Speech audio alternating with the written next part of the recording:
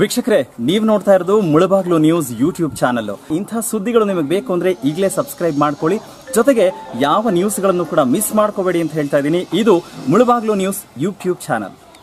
ಇವತ್ತು ಇಲ್ಲಿ ಮಾಡ್ತಾ ಇರುವಂತ ದೇವರು ಸನ್ನಿಧಾನಕ್ಕೆ ನಾವು ಹುಟ್ಟಿದಂತ ಈ ಆದಿಜಾಮನ್ ಅಂತ ಅವ್ರಿಗೆ ನಾವು ಕುಟುಂಬದವರು, ನಮ್ಮ ಕುಲದೇವರು ಎಲ್ಲರೂ ನಾವು ಸೇರಿಕೊಂಡು ನಾವು ಪೂಜೆ ಮಾಡಿ ಅವರು ಸನ್ನಿಧಾನಕ್ಕೆ ಕಳಿಸೋ ಅಂತ ನಾವು ಭಾಳ ಇಷ್ಟಪಟ್ಟಿದ್ದೀವಿ.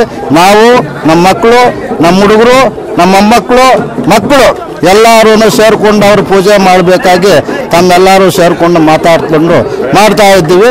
ನಾವು ಬೆಟ್ಟಕ್ಕೆ ಹೋಗಿ ಪೂಜೆ ಮಾಡೋಣ ಅಂತ ನಾವು ಅನ್ನದಾನನೂ ಮಾಡೋಣ, ಅವ್ರಿಗೆಲ್ಲ ನಾವು ಸನ್ನಿಧಾನ ಮಾಡೋಣ ಅಂತ ನಾವೆಲ್ಲರೂ ಹೋಗ್ತಾ ಇದ್ದೀವಿ. ನಮಗೆ ಎಲ್ಲ ದೇವರು ನಮಗೆ ಅವಕಾಶ ಕೊಡಲಿ ಅಂತ ನಾವು ಮತ್ತೆ ಬೇಡ್ಕೊತಾ ಇದ್ದೀವಿ ಸ್ವಾಮಿ. ಸುಮಾರು ಆದಿವಾಸಿಗಳಿಂದ ಸುಮಾರು 28/2/2019 ಈ ದಿನ ನಡೆಯುವ ಶ್ರೀ ಆದಿಜಾಮವಂತ ಕಾರ್ಯಕ್ರಮವನ್ನು ಆದಿ ನಿವಾಸಿಗಳಿಂದ ಮಾಡ್ಕೊತ ಬರ್ತಾ ಇದ್ದೀವಿ.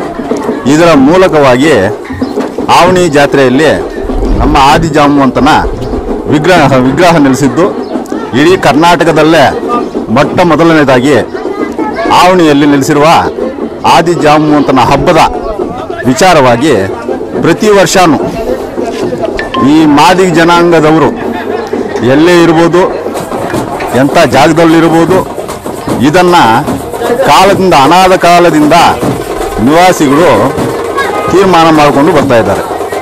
ಇದಕ್ಕೆ ಪ್ರತಿಫಲವಾಗಿ ಇದೇ ಜಾಂಬುವಂತನ ಆದಿಮೂಲವಾಗಿ ಕರ್ನಾಟಕ ಮಾದಿಗ ತಂಡದ ರಾಜ್ಯ ಅಧ್ಯಕ್ಷರು ಎಂ ಶಂಕರಪ್ಪನವರು ಸುಮಾರು ವರ್ಷಗಳಿಂದ ಇದನ್ನು ನೆರವೇರಿಸಿಕೊಂಡು ಇದೇ ಆವಣಿ ಜಾತ್ರೆಯಲ್ಲಿ ಆವಣಿ ಎನ್ನುವ ಮಹಾಪುಣ್ಯಕ್ಷೇತ್ರದಲ್ಲಿ ಆದಿಜಾಂಬುವ ವಿಗ್ರಹವನ್ನು ಪೂಜಿಸುತ್ತಾ ಸುಮಾರು